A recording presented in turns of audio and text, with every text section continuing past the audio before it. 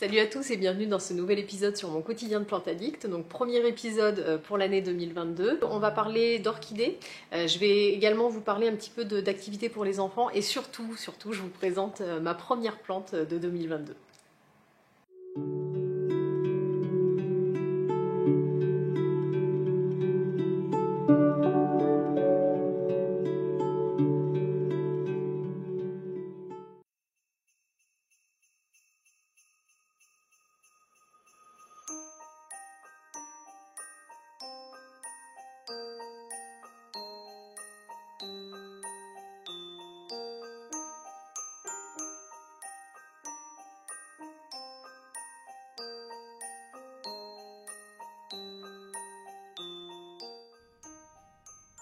Bonjour à tous. Alors pour commencer ce vlog, je voulais vous montrer une activité que ma fille adore et ça depuis qu'elle est toute petite. On l'a fait pendant les vacances et je me suis dit que ça pourrait être sympa de vous montrer ça parce que ça vous donnerait peut-être une idée d'activité pour vos enfants. Donc ce sont des petites billes d'eau en gel. Le principe est très simple, on place les petites billes dans l'eau toute la nuit et puis le matin elles sont prêtes à être utilisées.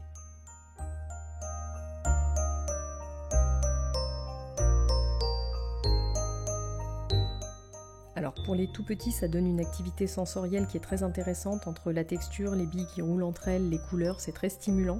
Moi j'ai commencé avec ma fille à 18 mois mais en restant toujours avec elle. Alors il est indiqué que c'est pas dangereux s'il l'ingère, ce sont des colorants alimentaires et la matière des billes n'est pas dangereuse pour les enfants, mais voilà, moi je préférais qu'elle évite de les ingérer, donc je vous conseille de rester juste à côté. Et puis maintenant, vous voyez, elle l'utilise de manière différente. Avant, elle faisait juste le toucher, et puis aujourd'hui, elle fait beaucoup de transvasement avec sa dinette, et puis elle aime également trier les couleurs. Voilà, c'est une activité que je trouve complète. On peut garder les billes pendant plusieurs jours, il suffit juste de remettre un petit peu d'eau la nuit pour qu'elles restent bien gonflées. Moi je les rince pour éviter les odeurs d'eau croupie, et voilà, c'est une activité super sympa.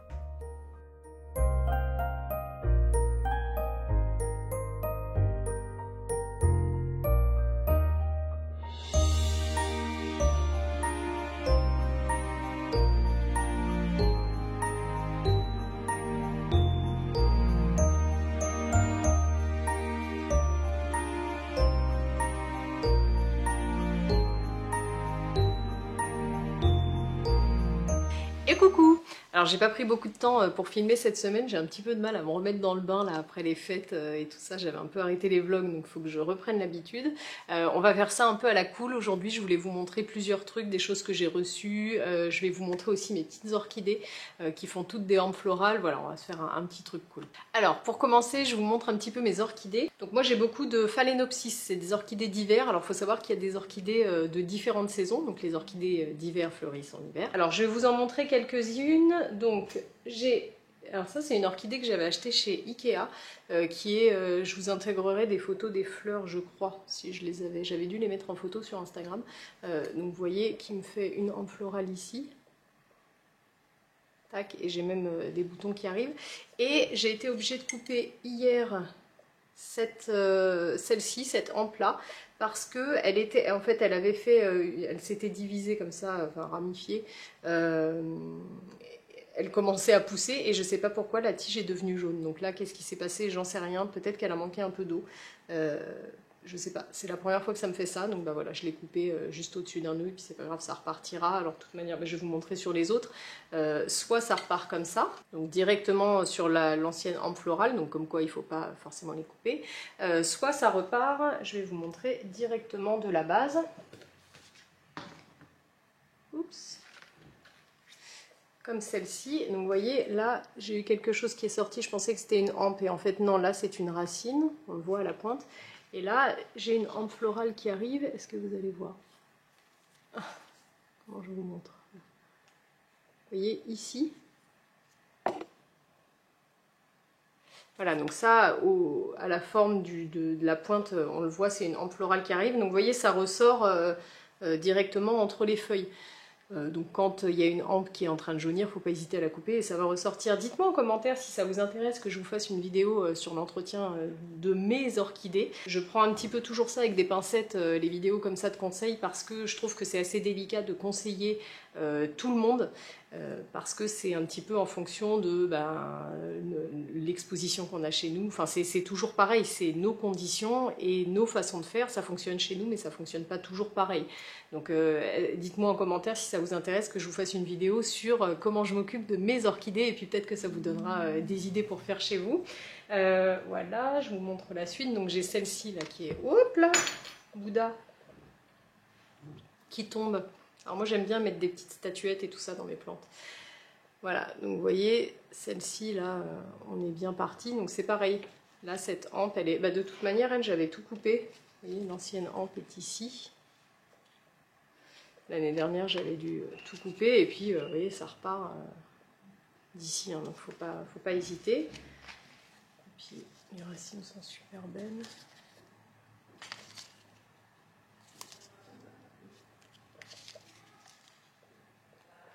C'est vraiment une orchidée qui est en bonne santé. D'ailleurs, c'est celle que je vous avais montrée qui était attaquée par les cochenilles. Je sais pas, ça doit faire 2 ou 3 vlogs que je vous ai montré ça. Je l'avais traité. Bon, oui, pour l'instant, c'est pas revenu. Mais bon, avec les cochenilles, faut pas trop vite crier victoire. Mais vous voyez, c'est une orchidée qui va bien. Je vous disais qu'elle allait repartir. Et puis, vous voyez, là, elle a carrément sorti une hampe. Donc, tout va bien. Ensuite, j'ai celle-ci. Donc, ça, c'est une orchidée que j'avais achetée chez Lidl. Alors, ça, c'est une Cambria, voilà, j'arrive jamais à me souvenir du nom, et qui vient de me sortir aussi une nouvelle hampe cette semaine.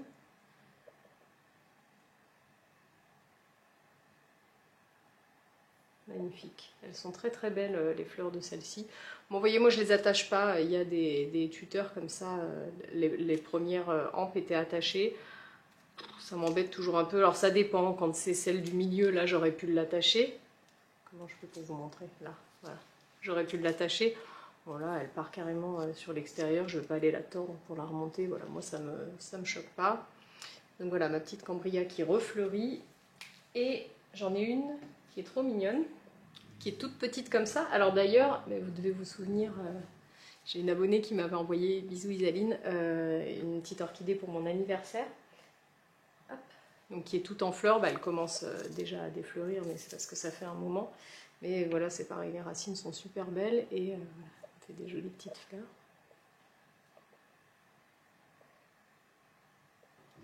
Voilà, et donc moi j'en ai une petite que j'ai dans ma composition avec la grosse vase qui est le Pothos Marble Queen, Chlorophytum, etc.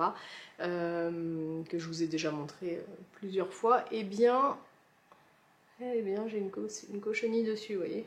Pourtant elles ne sont pas du tout au même endroit. Bon, là j'en ai qu'une, mais il va falloir que je la passe au savon noir. Bon bref. Alors celle-ci, vous voyez les racines sont super belles. Celle-ci, ça doit faire 2 ans que je l'ai. Donc quand je l'ai achetée, il y avait juste cette partie-là et puis une hampe. L'année d'après, elle m'a sorti une deuxième hampe donc, que j'ai pas eu besoin de couper. Et cette année, elle me fait... Alors, si je dis des bêtises, je me corrigerai à l'écrit parce que j'ai pas vérifié. Alors ça, il faut savoir que moi, je ne prépare jamais mes vidéos. Voilà, on est sur 100% d'impro, donc c'est pour ça que des fois, je corrige des choses à l'écrit parce que je regarde pas avant. Avant une vidéo, je sais jamais de quoi je vais parler, donc voilà, ça se fait comme ça. Si je dis pas le bon mot, je vous le corrigerai à l'écrit. Donc je crois que ça s'appelle des kékis. Et donc c'est une petite orchidée qui se forme sur l'ancienne hampe florale. Vous voyez, là c'est... Je sais pas si vous voyez bien... Ouais. Ça c'est l'ancienne hampe florale. Et puis vient se former une petite orchidée dessus. Donc on dit en général qu'on peut la couper quand il y a 3 feuilles et 3 racines. Donc moi, 1, 2, 3 feuilles, on est bon. 3 racines aussi. 1, 2 et 3 la petite ici. Mais je ne vais pas la couper puisque cette semaine, elle m'a sorti une hampe. Donc là, c'est rigolo en fait, c'est pas... vous voyez, sur la hampe est là, la grosse hampe florale, la première. Bon, celle-ci, elle n'a pas ressorti de hampe. Là, c'est bien l'orchidée, enfin le petit kéki là qui est sorti. Et la hampe florale vient d'ici. Elle n'est pas sur la hampe principale. C'est rigolo. Et elle m'a fait pareil de l'autre côté. Donc là, elle est aussi en train de me sortir un kéki. Donc vous voyez, j'ai kéki... une feuille, 2 feuilles et j'ai une toute petite troisième qui arrive là, une seule racine, donc pour l'instant c'est pas l'heure de la couper, mais là par contre j'ai une hampe florale qui sort de la hampe de la première orchidée. C'est compliqué ce que je vous raconte, hein, mais voilà. Donc là, en fait, c'est la petite orchidée nouvelle qui est en train de fleurir, et là, c'est la première. Voilà, enfin bon, en tout cas, celle-ci, elle se plaît beaucoup. Voilà pour mon petit point sur les orchidées. Je vais vous en montrer une qui va pas du tout aussi bien. C'est mon sabot de Vénus. Alors celle-ci, je sais que je l'ai en photo, je vais vous l'intégrer parce qu'elle était magnifique et que je l'avais pris en photo sur Instagram. D'ailleurs, c'était mon tout premier post Instagram quand j'ai ouvert mon compte. Et donc celle-ci, elle allait pas bien, je comprenais pas pourquoi et je sais maintenant grâce à Aurélie. D'ailleurs, c'est rigolo parce que ma copine Aurélie avait beaucoup de plantes quand on s'est connus. Moi, j'en avais très peu, j'avais beaucoup d'orchidées. Je vous en ai déjà parlé. Moi, ma passion des plantes a commencé par les orchidées. Et donc j'en avais beaucoup. C'est moi qui lui ai donné des conseils au début. C'est comme ça qu'elle a réussi à faire refleurir ses premières orchidées. Moi, je me suis dirigée vers les plantes. Elle est complètement tombée amoureuse des orchidées. Aujourd'hui, elle en a plein qu'elle arrive à faire refleurir, etc. Et aujourd'hui, c'est elle qui me donne des conseils. Donc, comme quoi, c'est rigolo. Et en fait, le sabot de Vénus, ça fonctionne pas de la même manière que les autres orchidées. D'ailleurs, c'est peut-être bien une orchidée de terre. Je sais pas. Je me suis pas renseignée. Mais celle-ci, elle a besoin d'être tout le temps mouillée. Et moi, je la laissais sécher complètement. De toute manière, moi, je laisse trop sécher les plantes. Je suis de la team qui arrose pas beaucoup. Voilà, bon bref, donc maintenant je m'en occupe mieux et vous voyez, alors quand je vous dis qu'elle va pas bien, elle n'est pas en train de mourir, mais elle a eu des feuilles qui sont devenues marron. On voit quand même à la forme des feuilles que c'est pas top. Au début, elles étaient toutes droites comme ça. Et puis, mais j'ai pas de nouvelles hampes. Alors, par contre, celle-ci, ça fonctionne pas comme les phalaenopsis. Il va pas y avoir une hampe qui va sortir d'ici. En fait, il va y avoir une nouvelle touffe de feuilles qui va se faire et dans cette nouvelle touffe, peut-être, espérons, apparaîtra une nouvelle fleur. Et donc là, vous voyez, ça y est, j'ai une pousse qui est en train d'arriver. Maintenant que je m'en occupe mieux. Donc voilà, celle-ci, on est loin de la floraison. Alors ensuite, je vais enlever ça, il fait une chaleur. Voilà. Je voulais vous montrer mes petits achats. Je suis passée ce matin chez Action pour de la papeterie. Rien à voir avec le sujet. Et puis en fait je suis tombée sur, au début du magasin il y a toujours un truc, l'arrivage de la semaine ou quelque chose comme ça, et je suis tombée sur ces petites boîtes en bois, trop chouette, que j'ai payé 8,50 € je crois, ou 8 €, enfin bon, c'était vraiment pas cher du tout. Je trouve ça super joli, je me suis dit que forcément ça allait intéresser les plantes addicts de la chaîne. Alors je sais pas si vous voyez bien avec le reflet, mais voilà, le principe, c'est des cases vides qu'on accroche au mur, donc on voit le mur derrière, et puis ça permet de mettre des plantes qui cascadent, c'est super joli.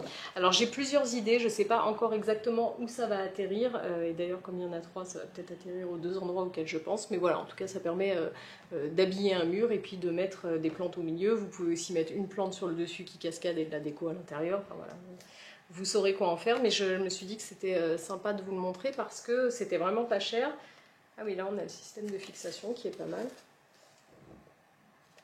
Voilà, c'était pas cher et la couleur du bois est sympa. Donc je vous montrerai quand ce sera installé, quand j'aurai trouvé où et quand ça sera installé, je vous montrerai des petites images. Voilà. Et j'ai pris aussi un espèce de petit, alors je sais pas ce que c'est, je pense que quand j'étais petite on appelait ça un pot pourri, parce que je me rappelle que ma mère faisait... Non, parce que les pots pourris c'est des trucs qui sentent, et d'ailleurs j'aime pas l'odeur et je comprends qu'on appelle ça pot pourri. Moi j'aime pas. Là c'est des petits éléments séchés, mais il n'y a pas d'odeur. J'ai une espèce de petite coupe que je décore au fil des saisons, donc j'aime bien mettre en automne des espèces de petites colonquintes, des trucs comme ça. Pour Halloween j'avais mis des petites citrouilles, bon voilà. Et là je cherchais quelque chose pour l'hiver ou le printemps, bon je sais pas encore lequel des deux ça fera, mais j'ai trouvé ça super joli. Vous voyez, il y a des petites fleurs, il y a des bâtons de cannelle. Alors ça, je sais pas ce que c'est, je trouve ça trop mignon. Alors les couleurs, c'est tout à fait ce qu'il y a chez moi, hein, c'est-à-dire blanc et couleur naturelle. Bon, et puis un petit peu de gris et rose, mais là, ça va très bien dans mon côté salon. J'ai vu qu'il y avait voilà, des bâtons de cannelle, des plus grosses fleurs séchées. Enfin voilà, c'est pas mal. Ça, c'est pareil, c'est chez Action. Mais je sais pas, j'ai pas regardé le prix, mais bon, je sais que ça va pas chercher loin. Et voilà, ça sera sympa. C'est des choses que je peux garder d'une allée à l'autre.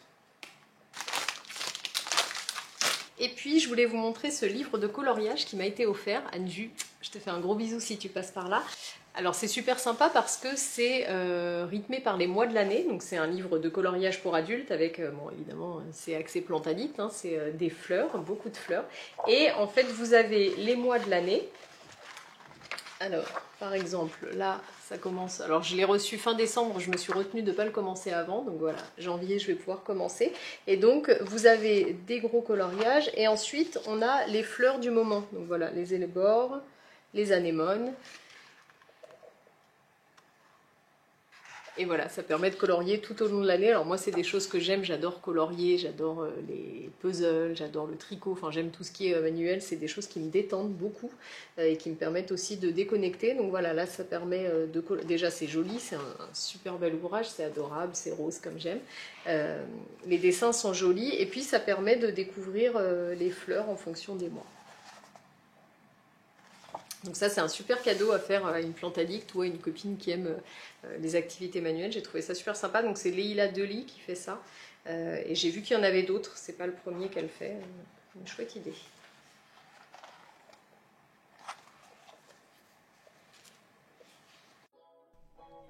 Alors mercredi, je me suis lancée dans quelque chose que j'aurais dû faire depuis longtemps. J'avais planté 2 bulbilles d'Alocasia en permiculite, donc ça c'est un macrorhiza, c'est un bulbille que ma belle-sœur m'a offert, elle en a un très gros, et ça c'est un Alocasia Wenti.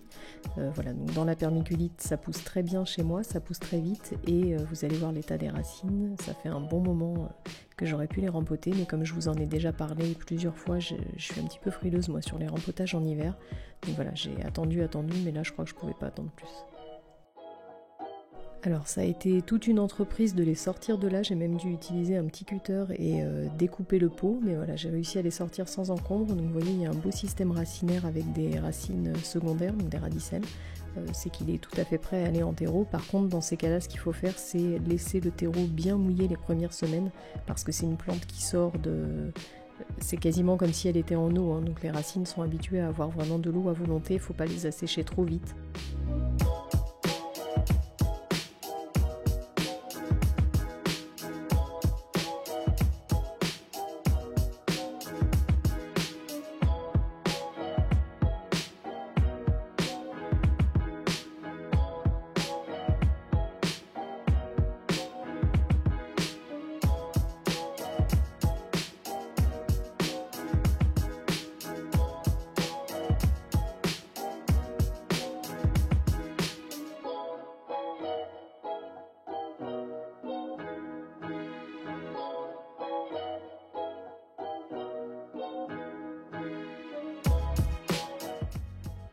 Voilà, une fois le rempotage terminé, je fais un bon arrosage. Donc moi j'utilise un stimulateur racinaire juste pour le premier arrosage en fait, pour aider la plante à s'installer dans le substrat. Et puis après, bon bah voilà, une bonne exposition et surtout surveiller, bien laisser mouiller les premiers jours et surveiller la plante pour être sûr que le rempotage se soit bien passé.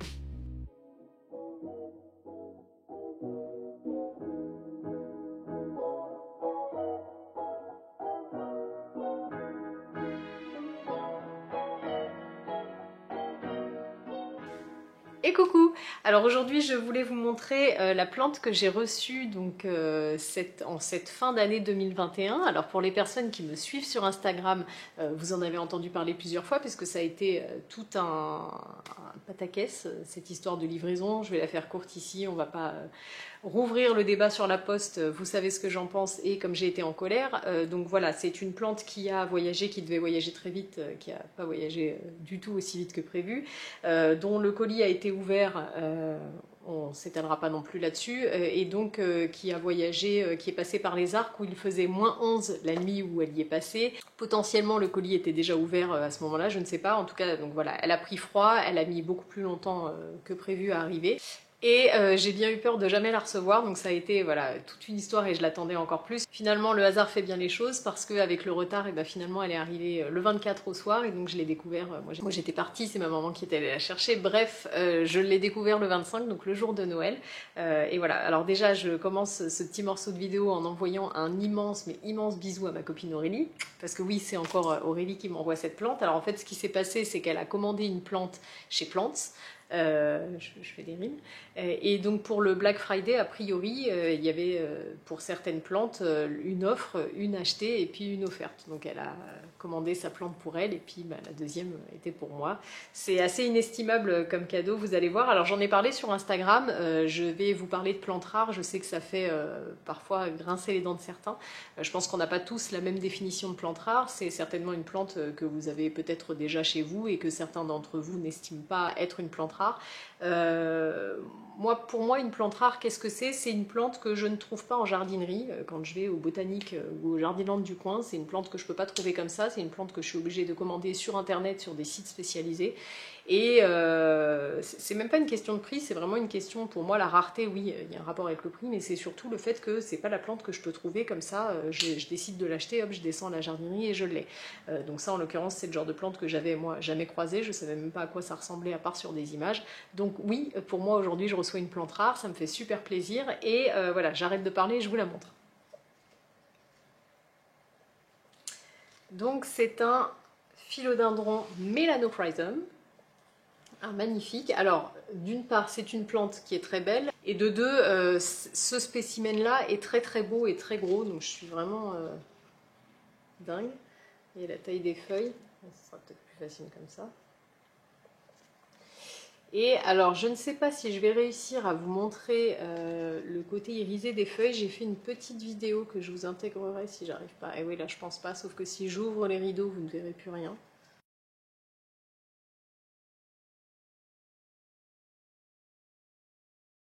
Alors au niveau de la couleur et de la texture, c'est le même type de feuillage que le Philo Scandens que je vous ai montré d'ailleurs il n'y a pas très longtemps, j'en ai acheté un gros. Voilà, c'est un toucher velours, c'est une feuille qui est très irisée, qui est du coup très très sensible aux acariens, il va falloir que je sois vigilante, et avec l'arrière qui est un petit peu ocre comme je vous disais pour l'autre, enfin vraiment c'est une beauté cette plante, c'est vraiment une beauté. Alors évidemment, vu les conditions de transport qu'elle a eues, j'ai eu très très peur de la perdre, donc quand je l'ai reçue, il faut quand même savoir que la tête que vous voyez là bien droite était comme ça. Elle poussait vers le bas. Je pense pas avoir pensé à prendre des photos parce que sur le coup j'étais un petit peu contrariée, très agacée, mais surtout contrariée du fait que le collier était ouvert et que la plante aille mal. Donc j'ai eu peur qu'elle reparte pas, et puis finalement ça a l'air d'aller mieux. Alors c'est pas gagné, hein, on est loin d'être sorti de l'auberge, mais au moins voilà, il s'est redressé. Alors au niveau des racines, et ben c'est pareil, c'est un peu de l'entre-deux, c'est-à-dire que j'ai des racines qui sont bien blanches, où ça va, et puis j'ai aussi des racines qui sont marrons. Là, vous voyez.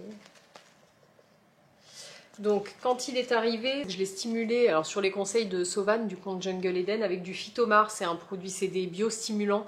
En fait, j'osais pas l'arroser puisque j'avais peur que les racines que la plante soit choquée et de la noyer. Donc ce que j'ai fait, c'est que je l'ai vaporisé avec donc de l'engrais et donc voilà, des biostimulants pour l'aider un petit peu à se redresser. En fait, à l'arrière des feuilles, vous avez ce qu'on appelle des stomates, c'est comme des petites bouches qui permettent à la plante, enfin qui aident la plante en plus des racines à boire, à capter l'humidité, etc. Donc du coup, je l'ai réveillée comme ça en la vaporisant tous les jours, et puis au bout de 2 ou 3 jours, je l'ai arrosée, et quand je l'ai arrosée, le lendemain, elle a relevé la tête. Bon. Par contre, le terreau est resté mouillé longtemps, je ne l'avais pas du tout rempoté à ce moment-là, j'avais juste dépoté pour voir les racines étaient bien blanches, donc je me suis dit, ah, bah, ça va, finalement, elle a bien supporté le transport. En fait, c'est pas aussi simple que ça, c'est-à-dire que les racines blanches, c'est une chose, mais quand il n'y a plus les coiffes au bout, donc les petits bouts jaunes, un peu jaune-vert, je vous ai déjà montré ça dans plusieurs vlogs, c'est que les racines sont pas en activité, et je pense que là, voilà, entre le froid, la plante s'était un petit peu mise en dormance, donc l'idée c'était de la réveiller pour surtout l'aider à relever la tête, et donc quand je l'ai arrosée, et ben, est arrivé ce qui devait arriver, c'est-à-dire qu'une partie des racines est repartie et l'autre partie est devenue marron. Donc là, je me suis dit que les racines étaient en train de pourrir, je l'ai dépoté parce que je voulais pas non plus risquer, Sauvan m'avait expliqué que je risquais une pourriture de la plante en entier. Donc je l'ai dépoté pour couper les racines qui étaient marrons, et en fait quand je l'ai dépoté et que j'ai tout lavé, ben, finalement les racines qui étaient marrons, elles étaient quand même dures, elles se détachaient pas, et en les rinçant, elles étaient blanches, alors, comme si elles avaient pris la couleur de la terre, ça m'est jamais arrivé. Mais par contre, Aurélie, qui a donc la jumelle de ma plante, a eu la même chose chez elle. Elle a rien touché au niveau des racines, elle l'a juste rempoté une fois, voilà, juste pour que le substrat soit ok, et c'est pareil pour elle, les racines qui étaient marron, en fait quand elle les rinçait, elles étaient blanches. Bon. Donc là je l'ai rempotée en arracé intermédiaire, je l'ai mise dans un plus petit pot. Ça me permet aussi, déjà un pot transparent, de pouvoir la surveiller, mais voilà, de limiter la noyade, parce que moins il y a de substrat, bah forcément quand on arrose moins longtemps ça reste mouillé, donc voilà, même si la plante n'a pas assez de racines pour boire, bah, ça reste mouillé quand même moins longtemps. Et puis là je l'ai mise sur tapis chauffant.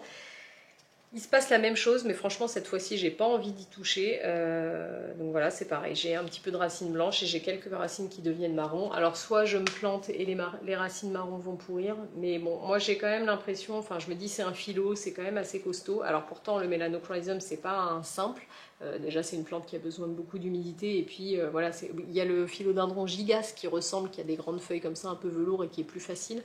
Celui-ci il est un petit peu plus compliqué, mais je me dis quand même on n'est pas sur un alocasia, il fait quand même bon chez moi, j'ai presque 22, il est sur tapis chauffant sur une fenêtre, face à une fenêtre plein sud, enfin je me dis bon je vais pas, j'ai l'impression que je vais lui faire plus de mal à le rempoter 12 fois, surveiller les racines, les couper, etc. Et surtout pour avoir vu la première fois que finalement les racines allaient bien et que j'ai rien eu à couper, ça m'embête de l'enlever encore. Mais bon, je sais que je prends un risque, que ça serait certainement plus sécu de le mettre en sphaigne pour qu'il refasse ses racines. Mais voilà, bon, pour l'instant, je fais comme ça. En tout cas, voilà, ma beauté, je suis trop contente. Trop contente parce que bah, déjà, c'était une surprise. Je ne savais pas du tout de quoi il s'agissait. Et puis surtout... voilà, c'est pas du tout le type de plante moi que j'aurais acheté, j'aurais jamais eu ça dans ma collection, donc je suis super contente. Alors la nouvelle feuille est un peu abîmée parce que bah, évidemment, voilà, comme le colis a été ouvert, ça a cassé la feuille, mais voilà, il avait quand même une nouvelle feuille, enfin bon, je pense quand même qu'il va bien. Et puis là, vous voyez, il y a un tout petit début de quelque chose, donc ça va mettre du temps, mais j'espère qu'il va sortir une nouvelle feuille. Voilà. Alors comme à chaque fois que je reçois une nouvelle plante, et surtout une jolie et quand même rare, oui, comme celle-ci, si vous avez des conseils d'entretien, eh bien je suis preneuse. Je vous remercie d'avance de me les donner en commentaire. Moi ça m'aidera beaucoup. Donc moi ce que je sais, c'est que c'est une plante qui a besoin de beaucoup d'humidité. Évidemment les feuilles velours, on va faire attention aux acariens. Et puis donc c'est une plante grimpante, hein, elle est sur tuteur. L'idée ensuite ce serait soit de lui mettre un tuteur avec du substrat dedans, soit la faire grimper autrement. J'ai plusieurs idées, mais j'ai aussi une idée avec... en fait, maintenant, j'ai envie d'avoir un verrucosum, la plante que je trouvais moche avant. Parce que j'aime pas les plantes poilues, et maintenant je la trouve magnifique. Donc voilà, c'est à voir. Soit au printemps, j'achète un verrucosum et j'aimerais le faire monter sur une corde. J'ai vu ça chez ma belle-sœur, c'est très joli, et ça me donne envie de le faire ici. Soit je le fais avec celle-ci, je sais pas encore. Voilà, enfin en tout cas pour l'instant on va croiser les doigts, on va espérer qu'elle s'en sorte. Je continue avec les biostimulants et l'engrais pour l'aider, je continue à vaporiser, et puis bah voilà, pour l'instant j'arrose plus, hein, tant qu'elle n'aura pas séché, mais je continue à l'aider comme ça.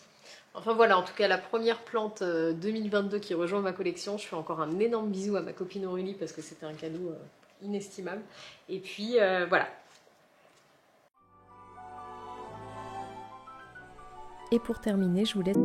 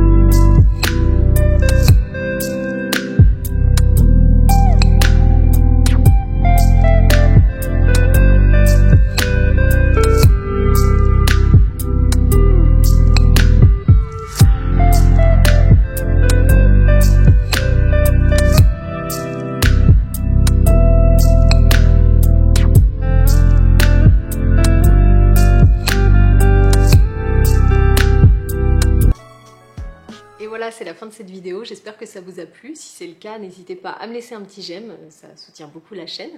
J'en profite à nouveau pour vous souhaiter une excellente année 2022 à tous. Je vous fais de gros bisous et je vous dis rendez-vous dimanche prochain pour le prochain vlog.